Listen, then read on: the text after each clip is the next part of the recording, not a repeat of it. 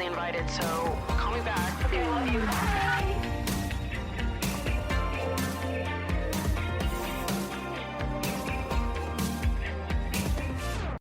This is going to be a weird way to start the episode, but it's on my mind, and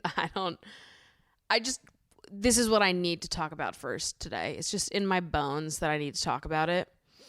I brought this up with my friends last weekend. We were talking about porn, and I was like, usually I'm able to find something pretty quickly. But other times, I have a very specific vision of the porn I want to be watching. And sometimes I have a concept inside my head and I just hope that somebody's already thought it up and executed it. But sometimes I have a scenario inside my head and I try my absolute hardest to like think up any keywords that I could type in to trigger this storyline to appear. And there's a few that I just can't find anything like. And I'm like, is this a problem that everyone is having? Like, are you guys brewing up ideas for porn and then trying your hardest to find them and then being disappointed when you can't find it? Or am I a porn visionary? And should I be selling these ideas? I specifically my dream porn of the moment. And I've had this idea for several years. And it's Uber pool porn. First of all, I just feel like a lot of the storylines in porn, they don't hit at my particular desires, or they appear like they're about to, but then they give up on the good stuff. Like, for example, I love masseuse porn. But nobody ever nails masseuse porn. Like, I try to look up masseuse porn and it's not doing what I want it to do.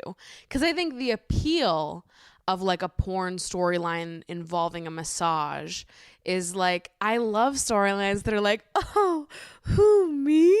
And it's like, oh my God, me? And it's like, oh, I'm just a little lady. I don't do things like that. But then obviously it turns out she's a dirty bitch.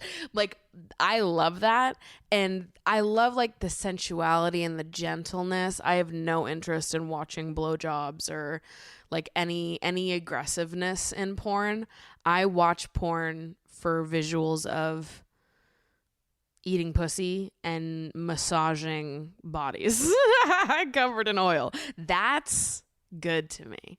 But I feel like masseuse porn is always like the other way around, where it's like the male client and the female masseuse. I don't really want that. I don't care about that. I want to be the client. I want to picture myself in that scenario. And I want you to be like treating me like I am literally a shard of glass, right? Like, you have to be so delicate with my body. If you are too intense, like, I will literally break. I will shatter into a million more pieces. That's what I want from that. I want someone like so delicate, like looking at you like you're the world, covered in oil masseuse porn. That's the vision for that.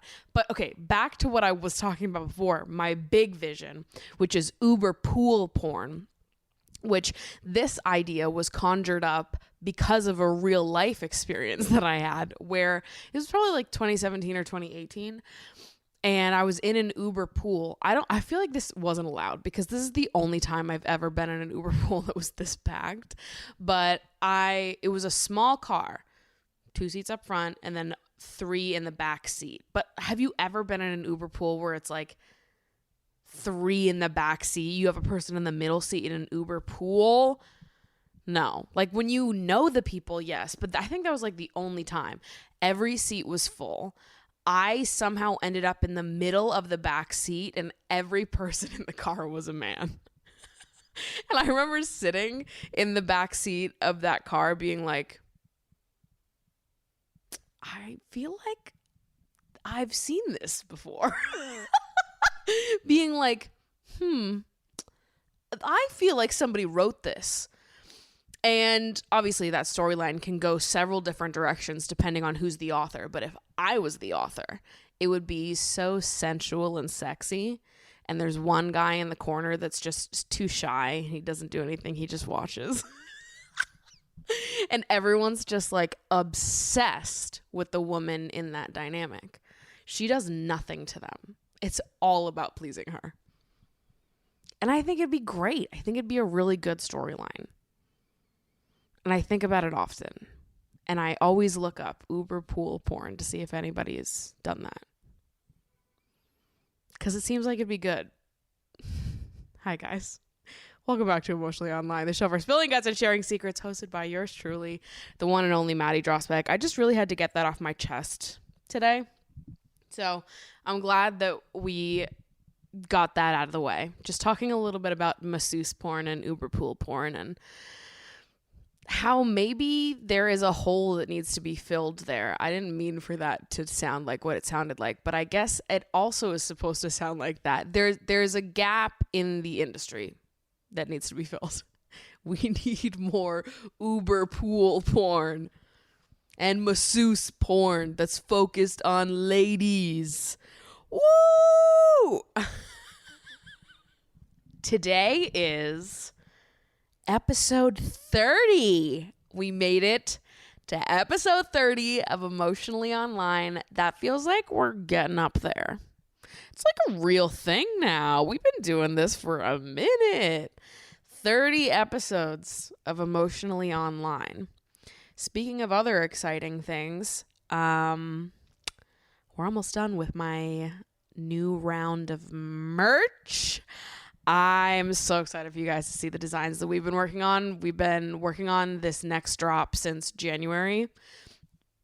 And I am so proud of what things are looking like. I got some of the samples in last week and I made some changes. So they're not completely done yet, but I think that after this next round of changes, we'll be completely done. And I just got to say, the designs are incredible.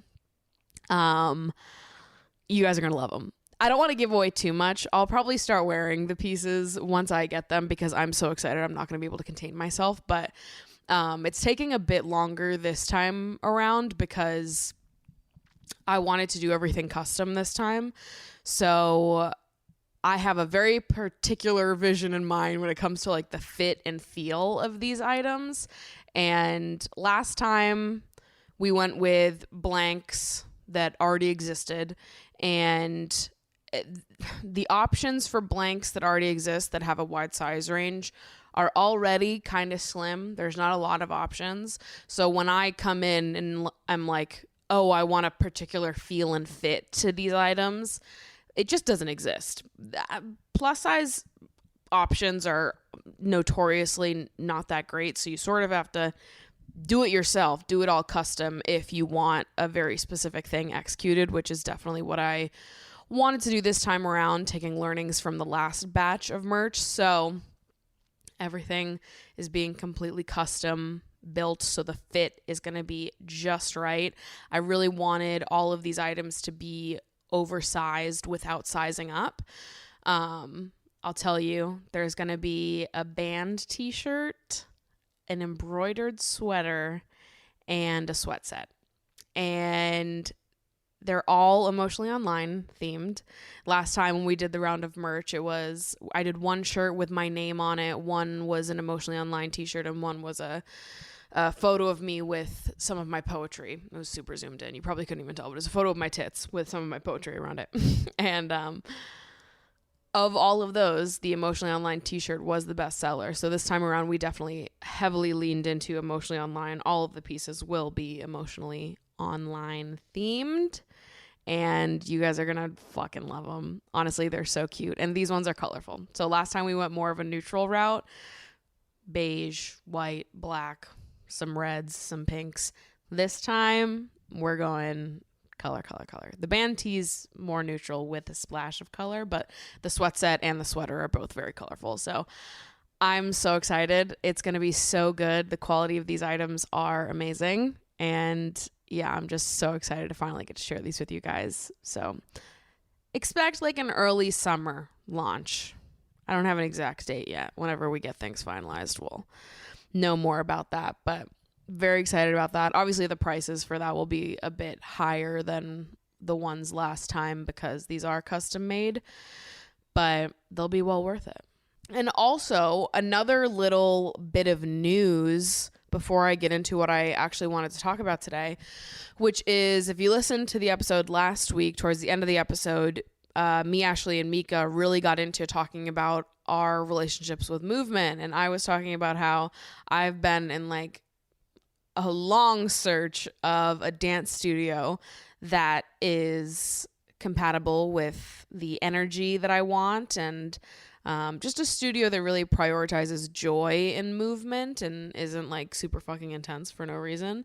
And I have a YouTube video coming out, a vlog of this experience, but literally a day after we filmed that podcast, I was sitting on the couch in Ashley's living room and just scrolling on Instagram and saw someone posted at this studio in Brooklyn called Good Move. And I was like, ooh, what's this? Like, let me check it out. Looked at their page. I swear to God, I could have thought this studio up in my brain. I felt like I manifested it into existence.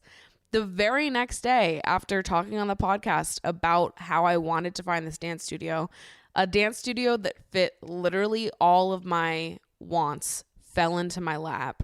I immediately signed up for classes. At the time of recording, I've now gone 3 times. So in the span of a week, all of a sudden I'm like fully invested in this dance studio. I got a membership. So I'm like, what a huge update in just the span of a week. Could not have predicted that, but I'm like so excited to finally have an outlet for dance. And I talk a lot about it in the vlog that's going up, I believe, today when you're listening to this episode.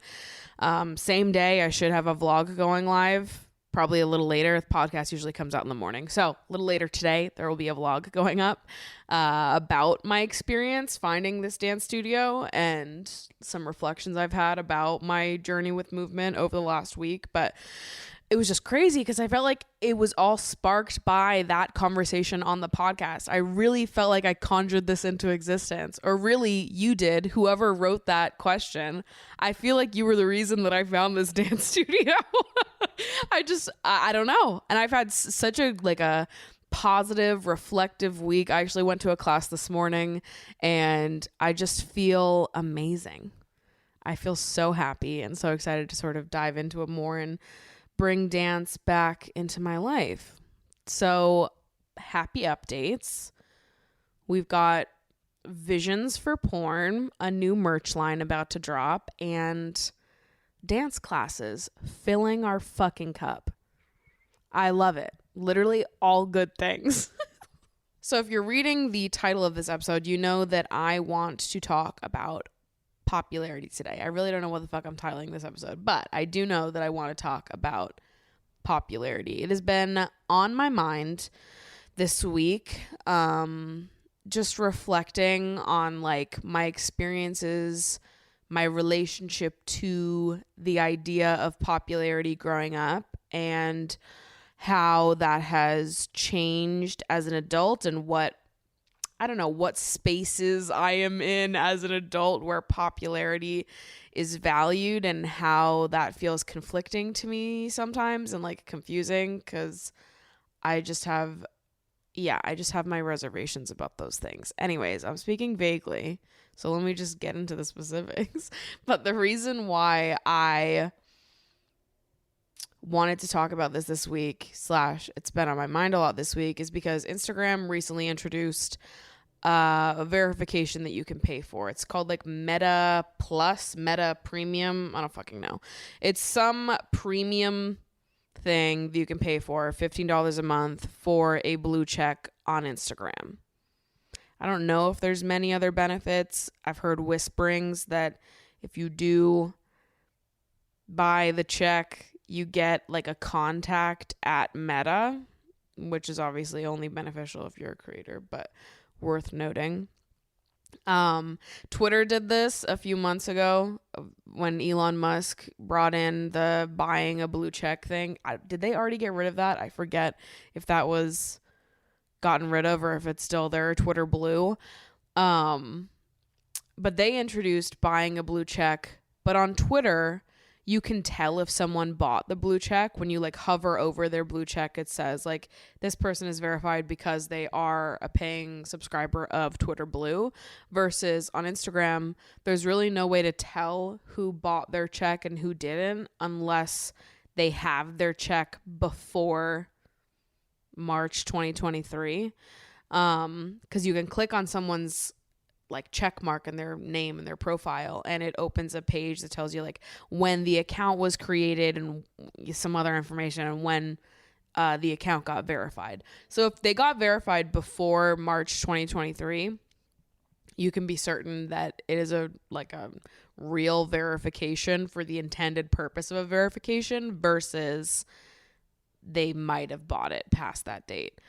It might be a real verification, it might not, but there's no way to actually know if someone bought their check mark or not on Instagram, I don't think, the way that there is on Twitter. Now, both of them just like completely bastardize the concept for verification in the first place, to the point where it just feels like stupid to even have check marks, because if anyone can get one, then like what's the point? In my brain, and I think in most people's brains, having a blue check didn't necessarily mean that you were just like, you're cool, you're popular, lots of people like you, but rather that you are a public figure that could have people trying to pretend to be you and make fake accounts of you. So it's helpful to have the blue check so people can tell this is your real account. It's not like everybody with any little bit of notoriety needs a blue check necessarily. I mean, granted, there are a lot of people with blue checks that are like, there's no way people are impersonating them. Anyways, I feel like at the heart of it, the reason for someone needing a blue check is because they are a public facing figure that people might try to impersonate. And so you need to have their main account, / they're being searched up a lot. Maybe there's a lot of fan accounts and they need to know what to show at the top of like the suggestions list in these algorithms when people are searching their accounts, rather than seeing a bunch of fan accounts pop up instead of the actual person you're looking for. There's a reason for verification, right? And I feel like by letting people buy the check, first of all, you're just absolutely bastardizing the concept. Might as well get rid of it, since it's completely worthless now and it's not gonna even be helpful if anyone can get a fucking check. It doesn't verify anything. But that's sort of besides the point. That's not even what I wanted to talk about today. That's just like the first reaction I have. But the second reaction I have, which is the one that I want to talk about, is that I feel so icky about the concept of paying for verification, because I can see what kind of feelings or reactions are born from that.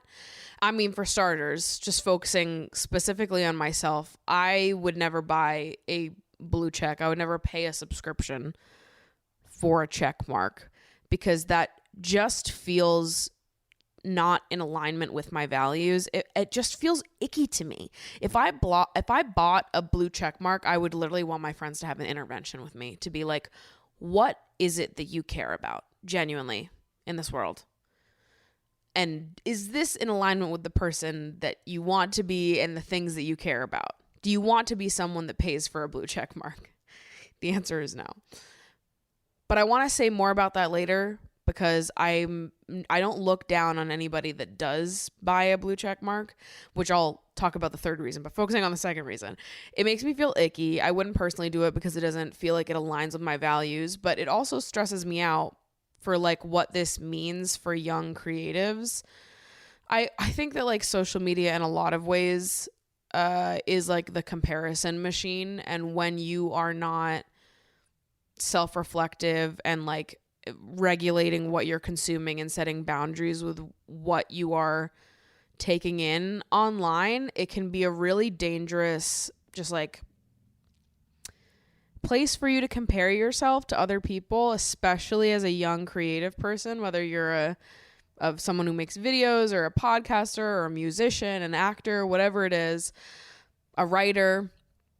I think that like social media is already a place of comparison, but now with the blue check, I just worry that young creative people are going to feel pressured to pay into this subscription service in order to be seen as like credible or to seem cool for other people, for their peers to look at them and think that they're successful, that they're really doing something for themselves, they're being recognized, and that it just becomes like this like back and forth of like, well, now you feel like you have to pay fucking Mark Zuckerberg $15 a month for you to look cool and for your peers to see you as being like legit at what you do, when this is all just like playing to people's insecurities to get them to pay money every month.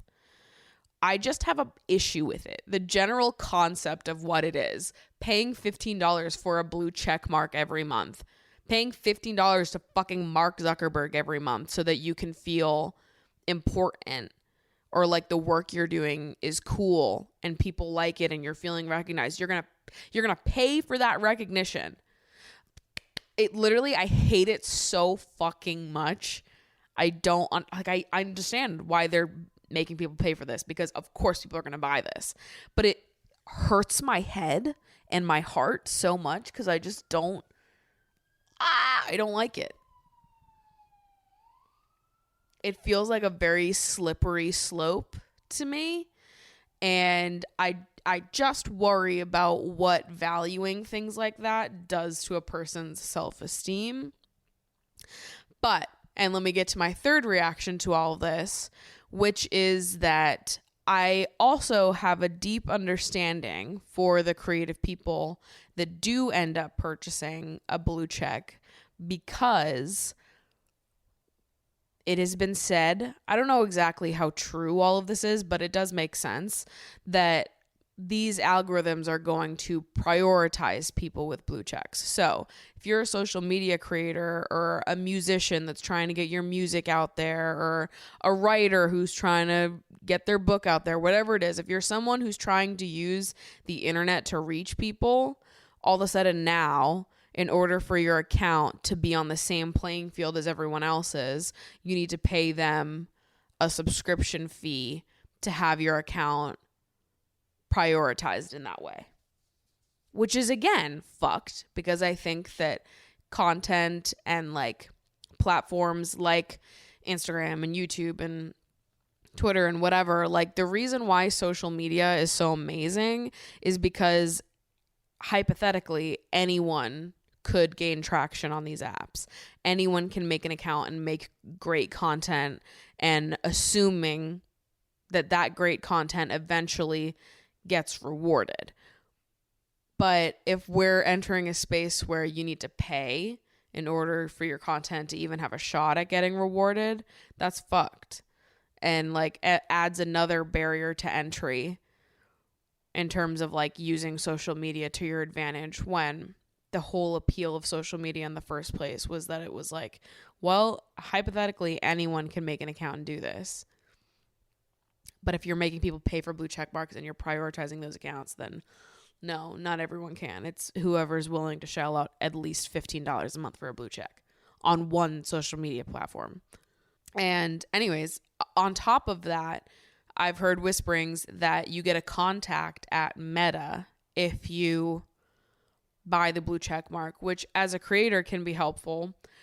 I mean, for a lot of creators, I don't think they're going to need a contact at Meta, to be totally fucking honest with you. But, which is, again, ridiculous. You'd think that you wouldn't have to pay to get a contact, that if you were someone who was producing a lot of content for a certain social media site and you have over 10K followers, that you would be able to message the team directly and actually get a decent response and not an automated response.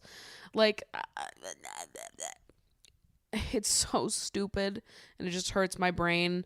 But I do have an understanding for the creators that are going to pay for this, because it feels like a business move. It feels like, oh, you have to buy this now if you want your account to be prioritized, if you want a shot at actually doing well on this social media site. Which, if that's your job, of course you're going to pay it. Like, I'm not going to fault you for that. But also, I just don't, it doesn't sit right with me. It's so icky. I think, like, if I paid for a blue check mark, I'm not kidding when I say I would need my friends to, like, strap me to a chair and be like, who are you? What the fuck are you doing? Because that's just, it seems so unreal to me. But it's like, it's hard not to see dynamics like that play out online without having flashbacks to being bullied as a kid and having to, like, fight for people to see you as cool and notable as a kid. Like, I don't want to compete for popularity as an adult. I don't want to. And I think in some ways you could argue that, like, doing social media at all is competing for popularity. And that's not an unfair assessment. To some degree it is. Obviously, I care about growth and success in this career, but as it pertains to myself, not in comparison to other people. I want the stuff that I create to stand on its own. I don't want to buy a check mark in order to be recognized for the things that I do. Even if it's an algorithm that's recognizing me, like, I don't even want to buy into the idea that that's okay.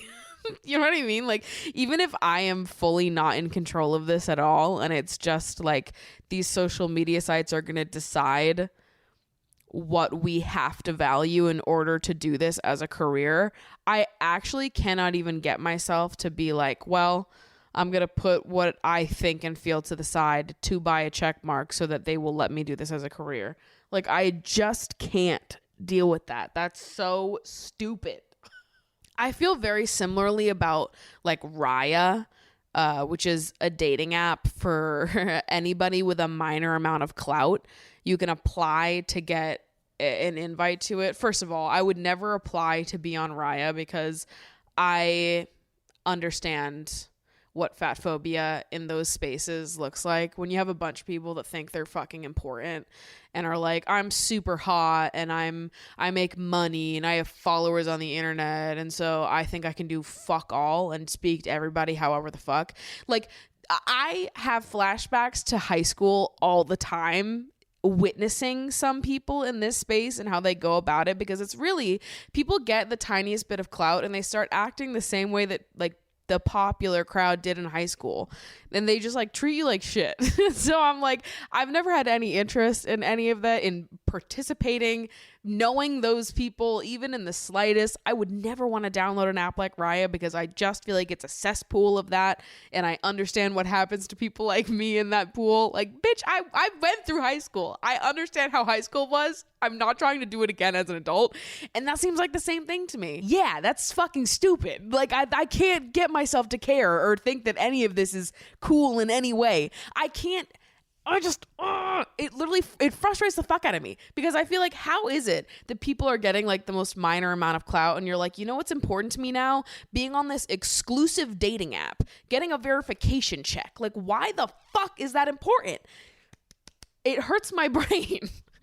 Like, I don't know if this reaction that I'm having is just so deeply a product of being a person that was bullied as a kid, and just feeling like a lot of these dynamics mimic high school, and being like, why the fuck would anyone want to relive that? So I don't know, maybe it is just like a bullied child syndrome thing, where anything that is remotely connected to competing for popularity, I feel like I want to run to the hills from. It feels just so reminiscent of high school and the things that people cared about back then. And I feel such a resistance to all of that. And, you know, I was reflecting in general this past week about being bullied as a kid, because I watched the podcast interview that Alex Cooper of Call Her Daddy did on, I believe the show is called Diary of a CEO. Popped up in my recommended on YouTube, and I ended up watching it. I'm not a big Call Her Daddy listener. I definitely at one point listened to the show at least semi-regularly, not because I agreed with Alex in any way or her former co-host, but because I thought they were funny. I think like Call Her Daddy was always a little confusing to me because the advice that they gave on that show was actually so awful. So if you were listening to the show and assuming they were serious, it was like, what the fuck? But if you were listening to the show and assuming they were joking, it was kind of funny. And sometimes I couldn't tell if they were like being dead ass or if they were exaggerating for like dramatic effect and humor, which if it was the latter, it was funny. I think in general, it's funny to say crazy things that men get mad at, especially when it comes to dating. It's just funny. But I'm definitely not a regular listener of Call Her Daddy now. But with that said, I always did like Alex in particular. I remember that she was the one that edited Call Her Daddy. I don't believe she edits it anymore. But for a while, it was like her that was really running the damn thing. And I think she still is very involved in everything that she does now. And I respect creators that have their hands in multiple buckets, that sort of have their hand in every aspect of what they do. Because I relate to that. And I like hats off to those people. I think it's really cool. And I just feel like a certain kinship with people that are like that, because that's how my brain works as well. And I want to have my hand in every bucket and be like very me. It's all me. I want it to be all me. And so anyways, I just always had like a respect for her. And I think that what she's doing is cool. So every now and again, I'll watch Call Her Daddy if they have like a cool guest on. And yeah, so I saw Alex was on Diary of a CEO and it seemed like an interesting interview. So I ended up watching it, and Alex talks quite a bit in that interview about her experience being bullied as a kid. And you know what? I'm someone that likes to believe I can spot a bullied child from a mile away. Like, I just think there's something about kids that were bullied that I can like pick up on, that I'm like, you were bullied as a kid, weren't you? And Alex never gave me bullied child energy. I can't explain the science behind that. I didn't get bullied kid energy from her. But in this interview where she was talking about being bullied and sort of like the reverberating effects that she's still dealing with now as an adult, I felt like she was speaking directly from the inside of my mind. Like, I could just so relate to what she was talking about. And I think I talk about it in therapy all the time. I don't know if I've really, really talked about it online, because sometimes it does feel wild to be like, I'm an adult and I'm still really impacted by the bullying I endured as a child. And I understand that it's like the things that happen in your childhood are like really formative and do end up being really important and all of that. But I think normally when people talk about like things in your childhood really shaping you, or like childhood trauma that you're talking about in therapy, a lot of people are referring to like family dynamics. And I mean, in therapy, it comes up all the time, because I do feel like almost all of my insecurities and what I struggle with as an adult is connected to the fact that I was bullied as a teenager.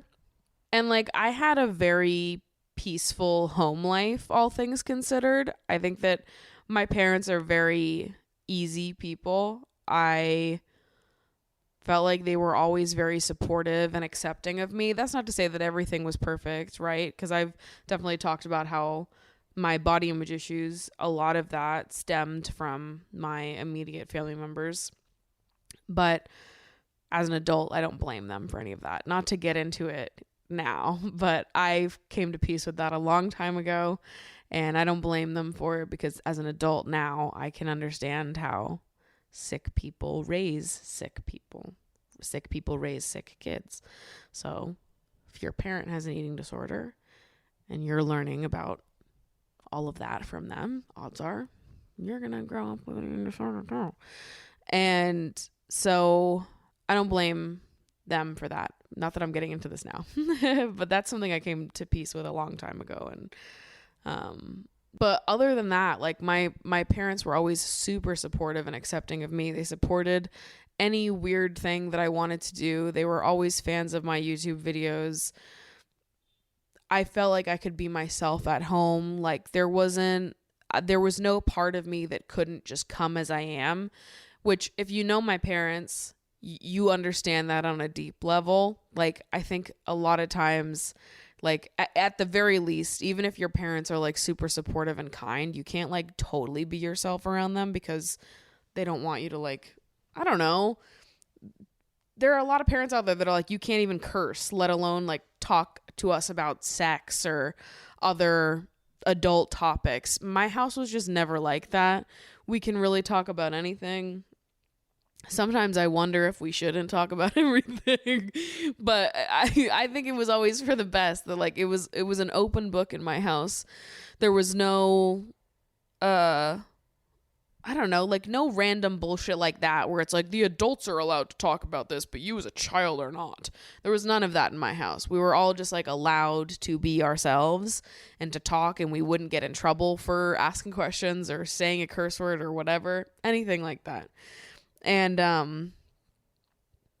anyways, I'm like talking about things that are not related to what I'm getting at here, but I had a very peaceful, like positive, safe home life with parents that really cared about me and my siblings. I'm close with all of my siblings. Like, I had a great home life. School is where my trauma is. My experience at school, my experience with other kids, that was the hard part for me growing up. Going home was the relief. Going to school was the stressful part. And ultimately, that's why I ended up making a YouTube channel, because I couldn't post my videos on Facebook or the other social media sites where my peers could see them because they would bully me for them. Before I started posting on YouTube, I would post my videos on Facebook and I would get clowned on. And the amount of stories that I've had to recount in therapy, moments that I was bullied when I was 12, 13, 14, 15, 16, 17. Sometimes I'm telling these stories to my therapist and there's part of me that feels like some kind of shame or shock that I am still impacted by it. Like, there's some part of me that feels angry for being like, how are you 26 years old and you even still remember that? How is it that you are 26 years old and you are unpacking these things and acknowledging that they still like are bothering you in some way, that it's connected to the things that you struggle with now? Like, for some reason, because it's like school bullying, it's been hard for me to like acknowledge it as something that is acceptable to still be struggling with. I just don't know that I hear it from people that much, like talking about how bullying impacts adults. And seeing Alex like tear up on this podcast, Alex Cooper, like one of the most well-known, successful female podcast hosts, like seeing her getting teary about being bullied as a kid and how it still affects her now as an adult, I just felt like very seen in that moment, because I still cry about that stuff all the time, or not necessarily about that stuff, but I cry about other things and it turns out it's connected to those things, you know, or like a lot of the things I feel now, it can tie back to the things I felt when I was a teenager. And you know, I think back to a lot of the bullying stuff that I went through and like understanding now how deeply hurtful and impactful those moments were. I at times feel so frustrated that adults didn't do more to stop it.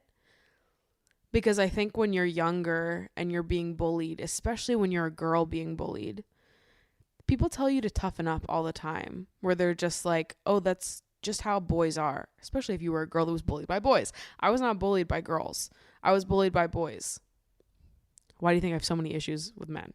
Don't get me started. It's all connected. But when you're a young girl being bullied by boys, the amount of people that are like, oh, that's just how boys are. Boys will be boys. Like, there's nothing we can do. And you tell administration, you tell parents, you tell the parents of the kids that are fucking bullying you, and they don't do anything. They find it's acceptable or normal. It's just like part of life, which I will never understand. And you know what? Sometimes I have moments where I'm like, it's a shame that you don't want kids. because I would be a great fucking mom. If I found out that my kid was bullying someone, I cannot even I cannot even tell you the lengths I would go to correct that behavior. That would make me so sad. I would be like, it would be my top fucking priority to make sure my kid understood the weight of their actions and their words and how to speak to other people, how to treat other people, how to see other people. Because even if you don't say it and you're thinking all those nasty, evil thoughts, I've got a problem with that too, bucko. I just like the fact that there are parents out there that can hear their kid is such an awful, relentless bully. And they're like, what do you want me to do? Like, I wasn't privy to this as a kid, but my mom tells me this story a bit. But I was being bullied by one of my friends at the time when I was younger. I was probably in like 3rd or 4th grade. And I would tell my mom that they were bullying me all the time. And my mom eventually called the mom of the person that was bullying me. And they would always bully me for my body, my weight, and they would call me fat and just like all these other names, you know, just anything you want, really. And my mom called this other mom up and basically said, like, I don't want your daughter talking to my daughter like that. I don't want Maddie to see herself as any less. And this mom basically said to my mom, oh, it doesn't matter. She already does. I was like 9. I was like 8 or 9 years old. And this grown like 40-year-old mom is out there being like, oh, I don't give a fuck that my daughter's bullying your daughter. Maddie already thinks she's less. And I just can't imagine being someone like that who is so like do about bullying. And I think administration a lot of time is do about bullying when it comes to boys. I think that in middle school particularly, like people love to crack down on mean girls and like really crack down on girls are bullies and they're mean girls and they're so awful. And I felt like there was a real crackdown. We used to have assemblies about mean girls. They would like get us into the assembly room. They would bring all the girls down to the assembly room and give us these big presentations on bullying.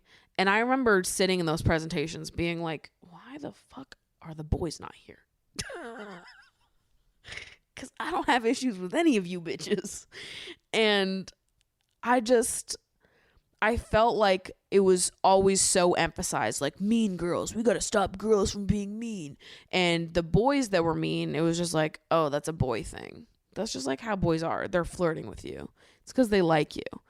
And it was just a circle, right? Because if you're never going to reprimand the young boys for bullying the young girls, then like what happens to the little girls that get bullied by boys? Nothing. They just stand there telling everyone that they're being bullied because they feel comfortable to tell people. They feel comfortable to reach out to adults. But the adults don't do anything.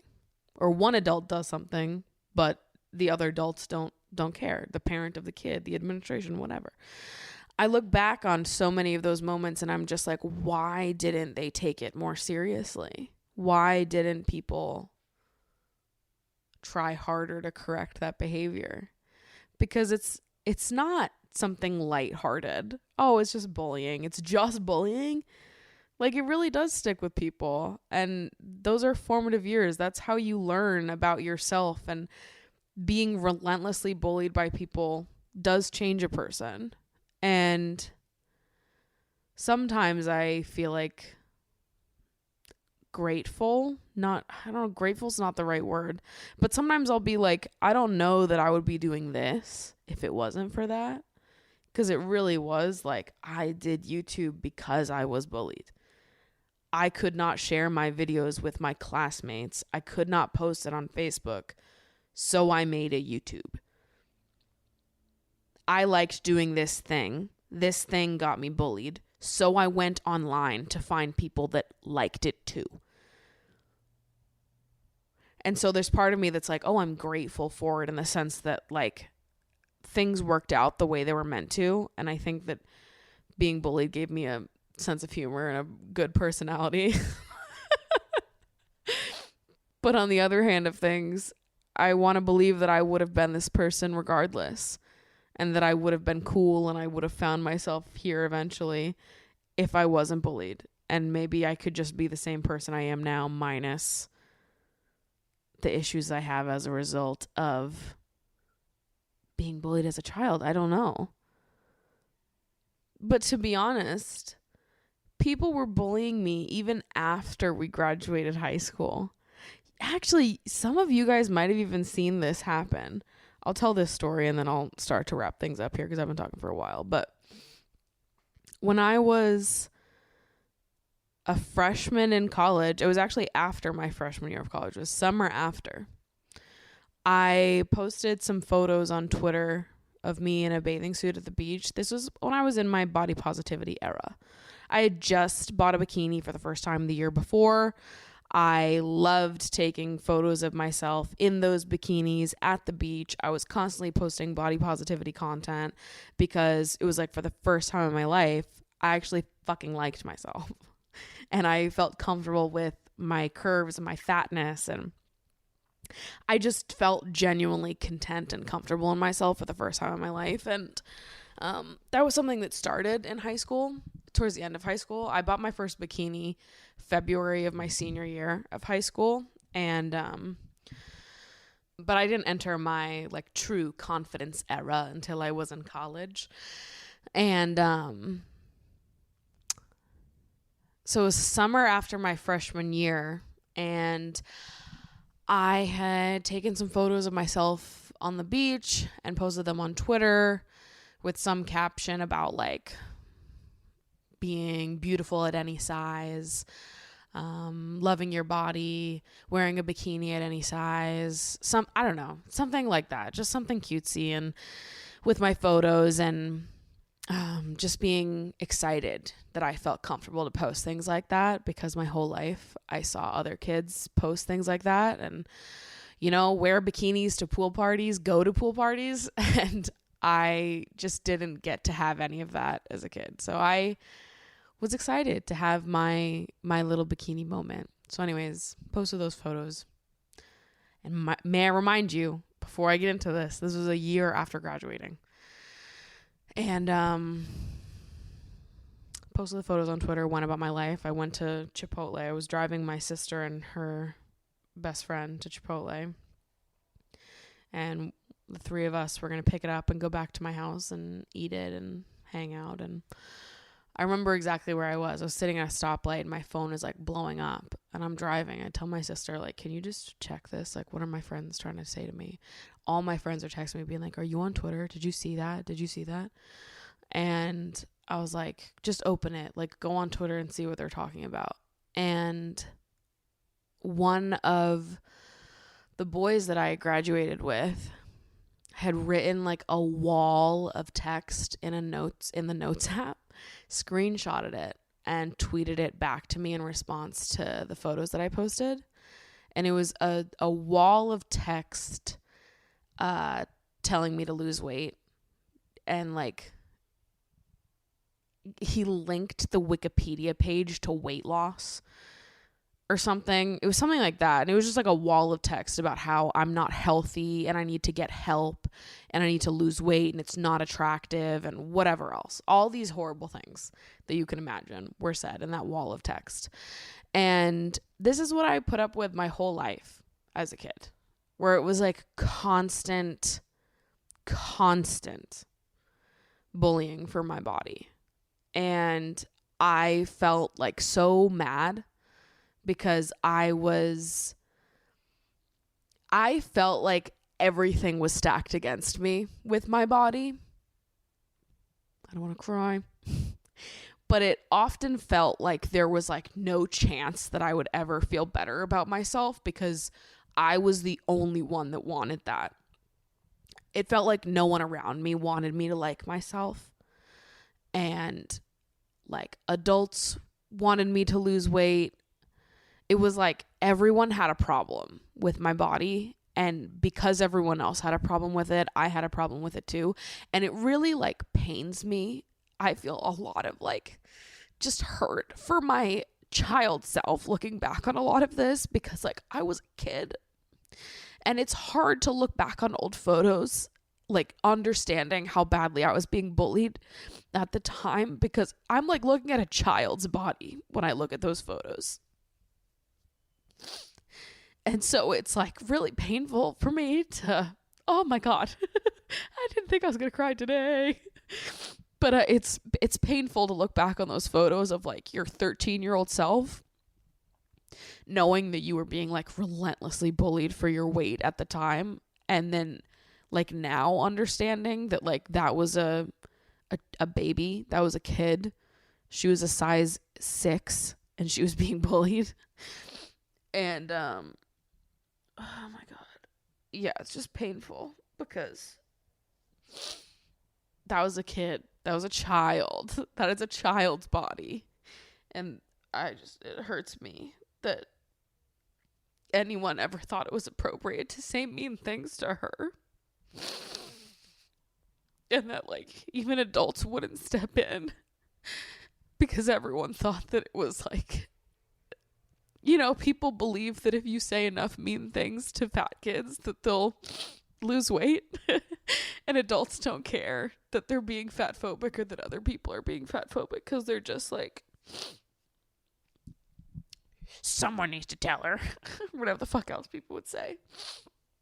And it just like, it breaks my heart that nobody ever stood up for me besides me.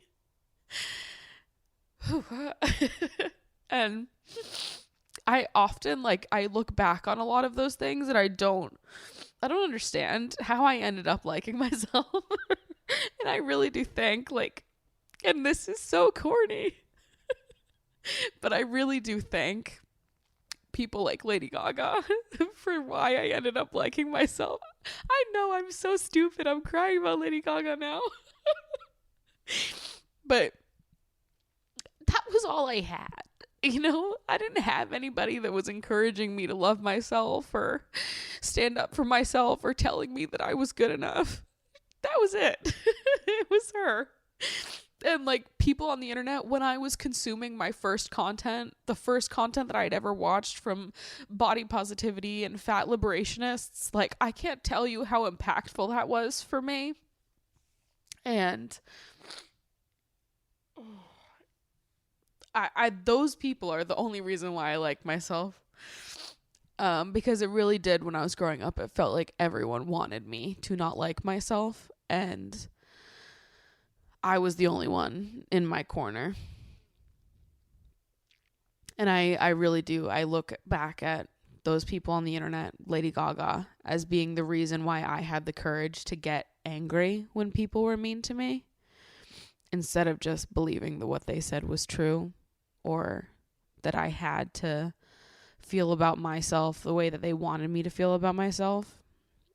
And so, anyways, even a year after graduating, people are writing me walls of text about how I'm so fat and awful, I need to lose weight. He didn't even follow me on Twitter. Nobody followed me on Twitter from my school, okay? So somebody's sending around my photos. I'm being bullied in group chats. I don't care. Somebody drafts up this wall of text to post out. They post it. And, you know, my 19-year-old self, she was a lot of things, but I liked her in this moment. When I got home and I read that on Twitter, I went and put on a bikini and took photos of myself eating my Chipotle bowl in my bikini, and like tweeted them back being like, basically I was like, you're mad. I said something about how like, you're not going to tell me what I can or can't wear or what my body needs to look like. You don't know me. You know nothing about me. You know nothing about my health. And if you did know anything about me and about my health, you'd know that I only recently overcame an eating disorder. And I've had a tumultuous relationship with my body my entire life. And I'm so grateful to be in a space now where I can wear a bikini and feel confident and feel happy. And like, you're not going to take that away from me. And the tweet sort of blew up. It had like it had thousands of interactions on it. went way beyond my school. And his tweet with 100 likes or whoever else. Because that's the thing back then. Is people would go in on me on Twitter. And then like half the school would like the tweets about me. And then I would come in and I'd tweet my responses and my followers would be like, yeah. So those of you that have been around for a while might even remember that, which is crazy. That's also the crazy part of this, is that like, if you have followed me for a long time and watched my videos when I was in high school, like you probably watched me get bullied. Because a lot of it was happening on the internet. People would get like so mad at me for having opinions, for being fat on the internet. And you know what? Sometimes it's hard for me to even like refer to myself as fat in high school because I was a kid. I had a child's body. I was like a size 10, 12 in high school. That's not even plus size. She was a baby. She was a child. She was a kid. You evil people made her feel bad about herself. Oh my God. You will get your comeuppance for that. You will get your fucking comeuppance for that. Karma will come back around for you. Don't fucking worry, okay? We will get justice for middle school Maddie. Don't you fucking worry about it. So anyways, had no idea I was going to cry today. I surprised myself. Me and my tear ducts surprise myself every single fucking episode. So anyways, I think this whole buying verification thing just made me reflect a little bit on competing for popularity and how awful I think that is, and how I think that generally popularity in its broad form is a kind of like evil, and I feel very icky about participating in it in any way. But also at the same time, I do have like understanding for the creative people that are going to want to buy a verification tick, because if they don't, their account might get suppressed. It's just fucked. Like people are being like sort of cornered into participating in the same dynamics they had to participate in as teens. Anywho's, that's been on the noggin this week. Also, I just want to emphasize here, this is literally no shade to anyone that is or does or has purchased a blue check. I understand a lot of people have no reason to think about this as deeply as I do. Clearly, I have drama. So it is totally fine to have a different perspective on this than I do. I do not judge you for that. I want to make that clear. So anyways, I hope that you all have a beautiful, wonderful day, beautiful, wonderful Friday. I hope you spend time with people you love, that you say a few nice things to yourself in the mirror, and that you come back and hang out with me again next week. I love you guys so much.